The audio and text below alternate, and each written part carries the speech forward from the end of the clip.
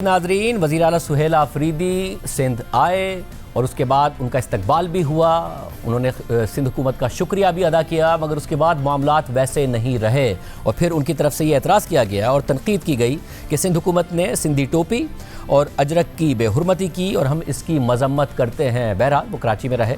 आज भी शफी जान साहब हमारे साथ स्टूडियो में हैं, मौजूद हैं। क्या हालात व वाक़यात इतने बुरे हो गए थे? क्योंकि बहरहाल उन्होंने क्राउड भी पुल किया, उससे खिताब भी किया। इस सब पर बात करेंगे। हमारे साथ शाजिया मरी साहिबा भी मौजूद हैं, सेक्रेटरी इत्तलात पाकिस्तान पीपल्स पार्टी। शफी जान साहब मौजूद हैं, मामले खुसूसी वज़ीर आला खैबर पख्तूनख्वा बराए इत्तलात। शफी साहब आपका बहुत शुक्रिया। शाजिया मरी साहिबा आपका बहुत शुक्रिया। जब आए वज़ीर आला खैबर पख्तूनख्वा, आप लोगों ने वेलकम किया। सिंध हुकूमत का जो कंडक्ट था, जिस तरीके से वो आए, सईद गनी साहब ने रिसीव किया। नाउ क्या ऐसी वजह है कि अब सुहेल आफरीदी साहब कह रहे हैं कि सिंध हुकूमत ने सिंधी टोपी और अजरक की बेहुरमती की और हम इसकी मजम्मत करते हैं? शाहजेब साहब, सबसे पहले आपका शुक्रिया। देखें, 3 दिन का हमारा दौरा था, आज चौथा दिन था।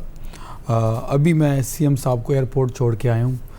वो इस वक्त इस्लामाबाद जा चुके हैं। हमें बड़ी उम्मीद थी कि जिस तरीके से हमें वेलकम किया गया, सईद गनी साहब आए, सईद गनी साहब ने अजरक पहनाया, टोपी पहनाई, सिंधी टोपी पहनाई, सीएम साहब को वेलकम किया। उससे पहले नासिर हुसैन शाह साहब मेरे साथ शो में थे, तो बड़े एक खुले दिल से हमें वेलकम किया जा रहा था और हम उसको सराह भी रहे थे। मैंने एक बाकी चैनल्स की टीवी शोज़ में बैठ के कादिर मंदुखेल साहब का शुक्रिया अदा किया, सिंध गवर्नमेंट का शुक्रिया अदा किया। लेकिन जब जिस दिन हम हैदराबाद गए, हैदराबाद से वापसी पे शाहजेब साहब, वुड यू बिलीव, हमें 8 घंटे लगे। जगह जगह इन्होंने ट्रेलर्स खड़े किए हुए थे, रोड बंद किया हुआ था और उस असना में बाग़ जना में ये लोग शैलिंग और हमारे कारकुनों को मार रहे थे। लाठी चार्ज हो रहा था, उनकी गाड़ियाँ तोड़ी गई, गिरफ्तारियाँ हुई, लोगों के कपड़े पाड़े गए। तो उधर सीएम साहब जब हैदराबाद से वापस आ रहे थे तो उन्होंने अनाउंस किया कि मैं सीधा बाग़ जना जाऊँगा और मैं जलसा गाह का दौरा करूँगा। अच्छा, ये एनओसी का एक खेल खेला जा रहा था। एनओसी, ये कहते हैं हम आपको एनओसी देते रहे, कि रिटर्न में हमें एनओसी नहीं मिल रही थी। हमें 6 बजे शाम को एनओसी मिली।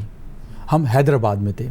हमने ये प्लान किया कि हम वहाँ पे स्ट्रीट मूवमेंट जब कंप्लीट करेंगे और जो रिस्पांस हमें हैदराबाद में मिला, जाम शोरों में मिला, वो अनबिलीवेबल था। मैं कहता हूँ कि पंजाब से ज़्यादा जुनून सिंध में था।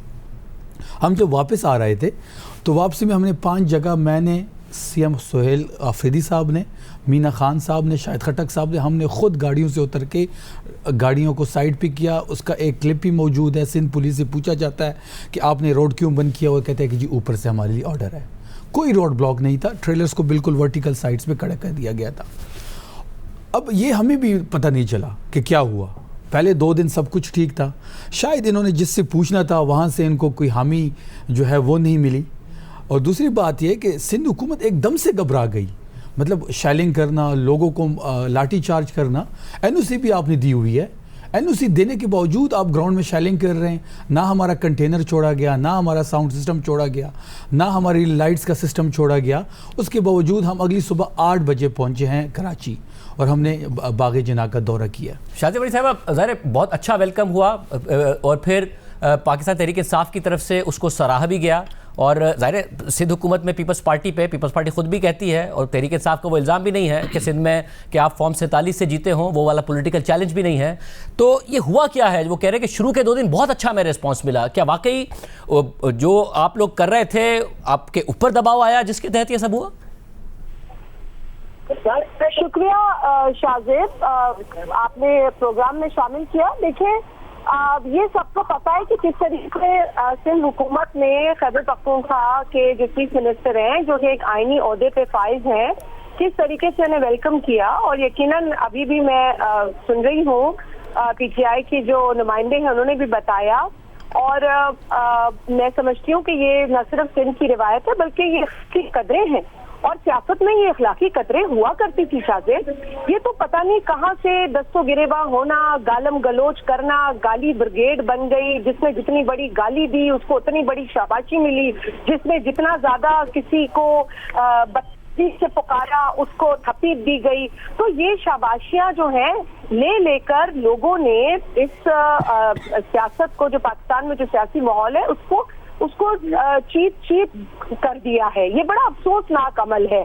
और हम तो नेशनल असेंबली में रहे हैं, मैं तो नेशनल असेंबली में इनके दौरे हुकूमत में भी थी। मैं देखती थी किसको किस बात पे शाबाशी मिल रही है। वहाँ पे मेरिट ये था कि गाली दी जाए तो आप बहुत अच्छे हैं, और जिस रिस्पेक्टेबल एमएनए ने इन्हीं की जमात से, मैं तो रिस्पेक्टेबल कहूंगी, जिसने गाली नहीं दी उसको पीछे कर दिया गया। तो ये कल्चर प्रमोट किसने किया? और ये जो बात कर रहे हैं कि जी हाईवे पे, देखिए M9 हाईवे मोटरवे तो है नहीं हमारे पास बदकिस्मती से, इस पर भी गौर करने की जरूरत है। अब उस हाईवे के ऊपर मैं मुतअद्दिद बार जो है फंसी हूँ, वहाँ पे ट्रैक्टर्स होते हैं, वहाँ पर ट्रैफिक का निजाम हो जाता है इस तरीके का। ये पहली मर्तबा नहीं है, जो सिंध में रहता है ना उसको पता होगा, हमारे मेहमानों को नहीं पता। लेकिन यही तो हम दुहाइयां देते हैं M9 की। अगर आपने भी सुना होगा, हमने कितनी मर्तबा कहा है जी ये मोटरवे नहीं है, इसको M9 का नाम तो दे दिया गया है, but this is not a motorway. Block हुआ नहीं था, ब्लॉक कर दिया गया था, ट्रक लगा दिए गए थे। वो आप दुरुस्त कह रही हैं कि बहुत दफा ब्लॉक हो जाता है, मगर दफा तो किया गया था। बात यह है कि पीटीआई को एडवेंचर चाहिए था, वो उनको मिला नहीं। यहाँ पंजाब में मिला था इन्हें एडवेंचर, यहाँ इन्हें एडवेंचर मिला नहीं। इन्होंने कहा चले हम कायम कर कुछ क्रिएट कर देते हैं। जिस इवेंट की ये बात कर रहे हैं जहाँ पर इन्हें, मैंने सिंध हुकूमत से रुजू किया, क्या आप लोग एनओसी नहीं दे रहे? उन्होंने कहा जी हमने एनओसी दिया है और इस एनओसी में फेडरल गवर्नमेंट की भी अप्रूवल जरूरी है क्योंकि ये उनकी टेरिटरी में आता है, ठीक है ना जी।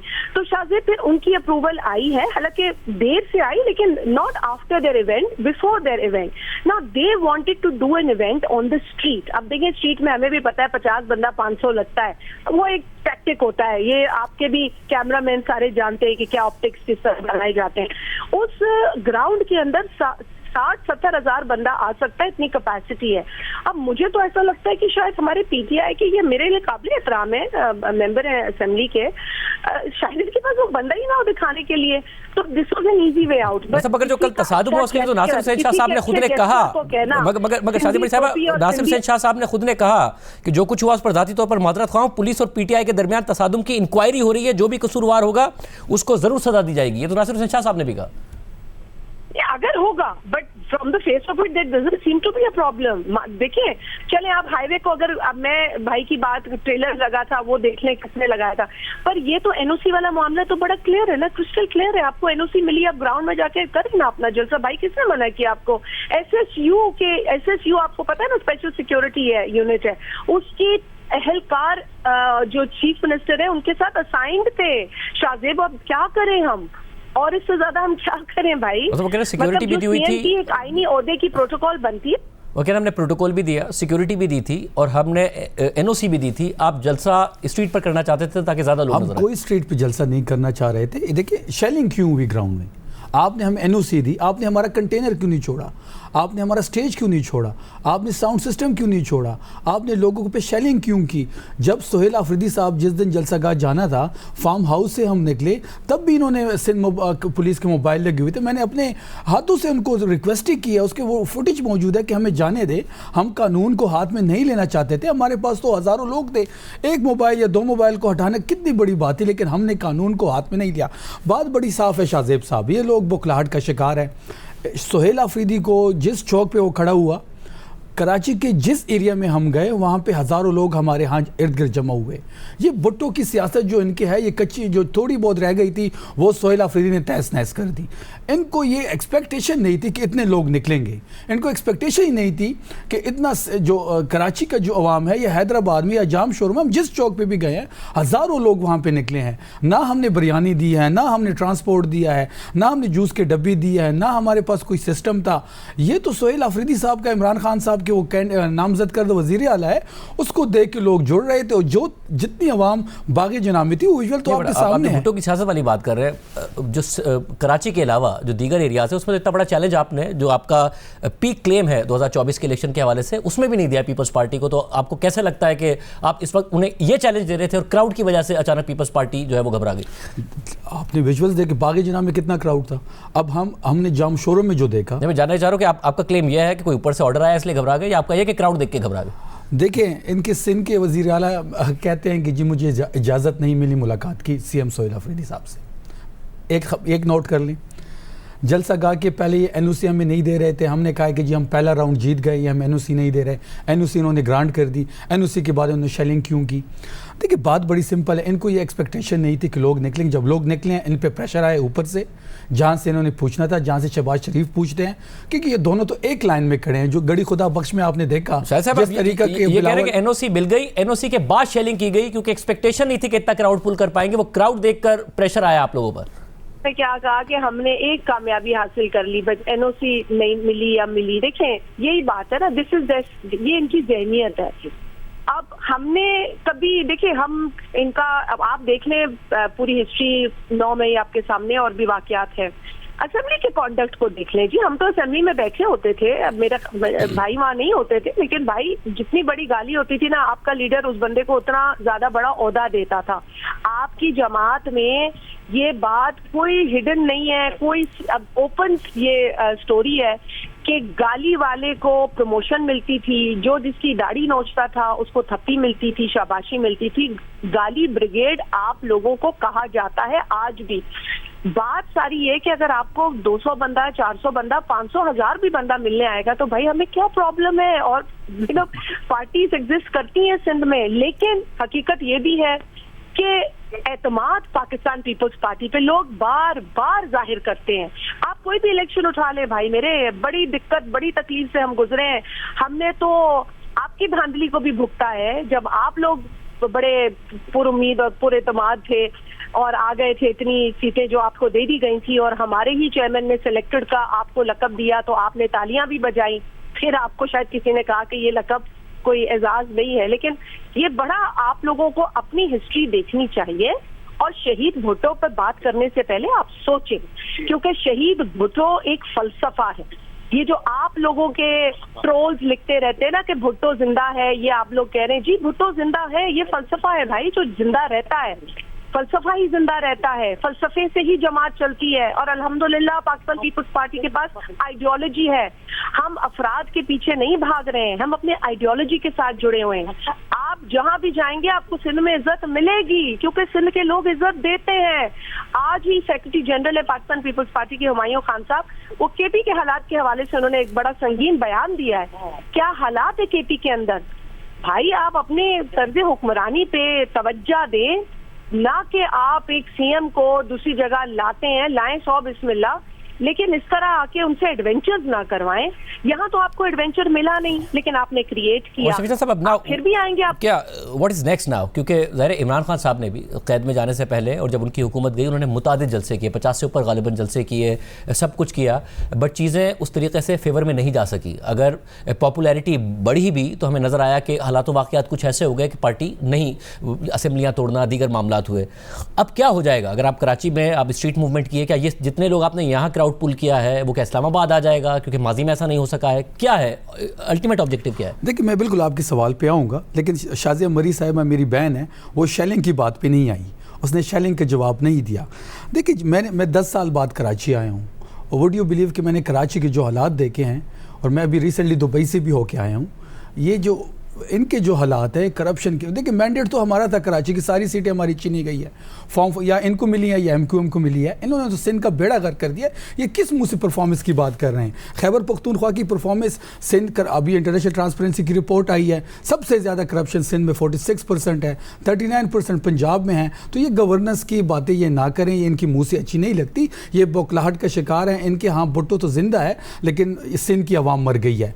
जहाँ तक आप बात कर रहे हैं स्ट्रीट मूवमेंट की, देखिए स्ट्रीट मूवमेंट होता ही ऐसे है कि हर चौक पे जो लोग जमा होते हैं, हर चौक पे हर चौराहे पे लोग निकलते हैं। और आपने देखा होगा कि हैदराबाद के फुटेज देखे, जाम शोरों को देख लें, पंजाब का इवेंट देख लें, अभी फिर कराची का जो क्राउड निकला है, जिस तरीके से सोहेल आफरीदी साहब ने क्राउड को पुल किया है, वो एक हमारे लिए भी अनबिलीवेबल था कि इतने नंबर। वन ऑफ क्राउड पुल है क्योंकि आपका अल्टीमेट ऑब्जेक्टिव तो हुकूमत गिराना है जी, वो इस्लामाबाद में लाके गिराना है। तो ये उस तरीके से मूवमेंट नहीं हो। शाहजेब साहब ये नहीं कि हम शायद हम इस्लामाबाद ना बुलाएं, हम पूरा पाकिस्तान जैम कर दें। स्ट्रीट मूवमेंट होती ऐसी है कि हर शहर में, हर गली में, हर मोहल्ले में लोग निकलें आए और रोड्स बंद कर दें।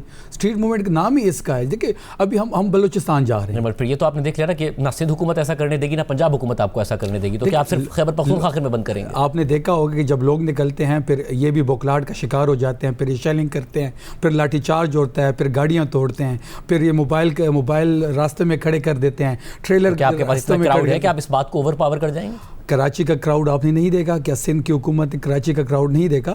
इनको एक्सपेक्टेशन नहीं थी। जब इन्होंने क्राउड देखा है, इन्होंने एक मोमेंटम देखा है जिसको सोहेल अफरीदी साहब लीड कर रहे थे, ये भी और इनके आका दोनों बौखलाहट का शिकार हो गए। जी शाजिया मरी साहब, के साबिक सीएम गंडापुर साहब, उनको हमने गाड़ियों के शीशे तोड़ते देखा है, उनके साथ हथियार बंद देखे हैं, उनको बंदूकें लहराते देखा है। ये पता नहीं कौन सी अहमकों की जन्नत में रहते हैं। वो कह रहे ना दिल के खुश रखने को गालिब ये ख्याल अच्छा है कि आप बार बार कहे इतने लोग आ गए भाई आए आपके। मैं तो कह रही हूँ 500,000 बंदा आ भी जाता है तो क्या किसी को फर्क पड़ता है भाई?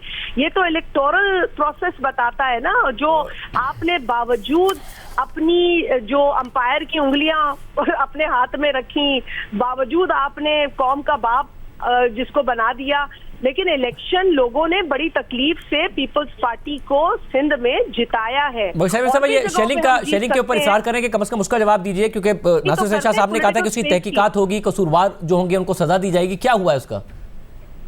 मेरे इल्म में नहीं है, कोई सिंध हुकूमत से मालूम कर सकते हैं कि अगर कोई तहकीक इस पे हो रही है। लेकिन जो मेरे इनकी बातें सुन रही हूँ ना, मैं पहले शायद ना इस तरह बोल रही होती, लेकिन जो ये जिस तरह की ये लफ्जाजी कर रहे हैं, जिस तरह की स्क्रिप्ट ये वही किसी स्क्रिप्ट है जो एंटी पीपीपी है। तो अगर आप पाकिस्तान पीपल्स पार्टी को उनकी अच्छी सोच का या उनकी मुस्बत सोच का या उनकी, हम तो डायलॉग की भी बात करते हैं, हम तो कहते हैं जी इनके साथ डायलॉग करें, क्यों नहीं करते? तो अगर आप अपने पॉलिटिकल कैपिटल को इस तरह नुकसान पहुंचाएंगे तो कौन आपके लिए बात करेगा भाई? कौन करेगा आपके लिए? आप वो रहनुमा जिन्होंने एक मस्बत बात की थी कि जी हमारे दरवाजे डायलॉग के लिए खुले हैं, जब मैंने आपसे पीपल्स पार्टी के हवाले से जुम्मे को सवाल किया था, अभी यही स्टेटस है या चेंज हो गया? अभी नहीं खुले, अब जो हुआ है हमारे साथ उसके बाद किस मुंह से ये हमारे साथ बैठेंगे?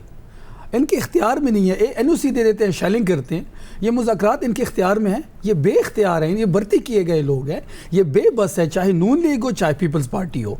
इनकी सियासत जो है, देखिए ये लाइन में खड़े हैं। जो गड़ी खुदा बख्श में बिलावल साहब ने तकरीर की या जरदारी साहब ने तकरीर की, तो उस तकरीर के बाद शहबाज शरीफ भी खतरे में पड़ गए हैं, क्योंकि ये भी दौड़ में शामिल हो गए हैं, ये भी सिर्फ इशारे के इंतजार में है। देखिए इन दोनों पार्टियों के पास वैसे आगे बढ़ेंगे जो आप जा रहे हैं स्ट्राइक की कॉल के लिए, इसके लिए किसी से बात करना? देखिए मजम्मत से ही मफाहमत का रास्ता निकलेगा, ये हम तय कर चुके हैं। तो फिर मज़ाहमत का मैग्नीट्यूड वो हो ना, अभी अगर हुकूमत परेशान नहीं हो रही है आपकी मज़ाहमत से, तो आप इतनी मज़ाहमत कर पाएंगे? क्या जो कराची में हुआ, जिस तरीके से क्राउड निकला, मैं चैलेंज करता हूं कि पीपल्स पार्टी की गवर्नमेंट है, यहाँ पे मेयर इनका है, गवर्नर, जो कुछ हो गया उसके बाद आपको लगता है पीपल्स पार्टी परेशान है, या पीपल्स पार्टी या फिर मरकजी हुकूमत में इत्मीनान है कि काबू कर लिया? कोई ऐसी बात नहीं हुई? नहीं काबू, लेकिन लोगों को इन्होंने काबू नहीं किया। जो क्राउड निकला, फिर हमने तो 2 जलसे किए हैं, एक हमें बागी जनाज छोड़ा नहीं गया, हम पहुंचे नहीं, और उसके साथ वही फिर दूसरा जो नुमाइश भी हुआ, जो कल सोहेल अफरीदी साहब ने तकरीर की, इनका बिलावल भुट्टो साहब इतने लोग कराची में इकट्ठे नहीं कर सकता जितने हमने किए हैं। हम बल्दिया गए हैं, वहाँ पे आप विजुअल्स देख ले, हम जिस चौक चौराहे पे खड़ी हुए हैं, तो साहब आप हुकूमत में तो हिस्सेदार नहीं है, बट बहरहाल इत्तेहादी हैं, और ये कह रहे हैं कि अब हमारी साहब ये हुकूमत के ये हिस्सेदार है, इनकी वोट से हुकूमत बनी है, ये बेनिफिशियरी है सिस्टम के वजारतें नहीं है, मगर बिल्कुल आप जो है वो इत्तेहादी हैं, तो नाउ आप खतरा महसूस कर रहे हैं? आप मुझे कह रहे हैं शायद? जी शायद मैं तो आपसे पहले भी कह चुकी हूँ कि ये अहमकों की कोई जन्नत बना के बैठे हैं उसमें, और गिने चुने स्क्रिप्टेड जो इनके जुमले थे मैं सुन रही थी। और मैंने आपसे फिर भी यही कहा कि देखें, पाकिस्तान पीपल्स पार्टी ने तो अपनी रिवायत कायम की है, जहां जहां हुक्मरानी हमें मिली है हमने तो नो-गो एरियाज खत्म किए हैं। इसीलिए हम तो कहते हैं कि पाकिस्तान के हर कोने में पाकिस्तान का हर शहरी जा सकता है, हमने कभी ये सोच नहीं रखी। लेकिन अगर उससे आप कोई मैनिपुलेट करेंगे सिचुएशन को, या इस तरह की झूठी बातें जो आप बाकायदा पब्लिक फोरम्स पे बैठ के कर रहे हैं, ये करेंगे, तो पीपल्स पार्टी के लोग भी आपको जवाब देंगे, उसके कारकुन भी आपको जवाब देंगे। बहुत शुक्रिया।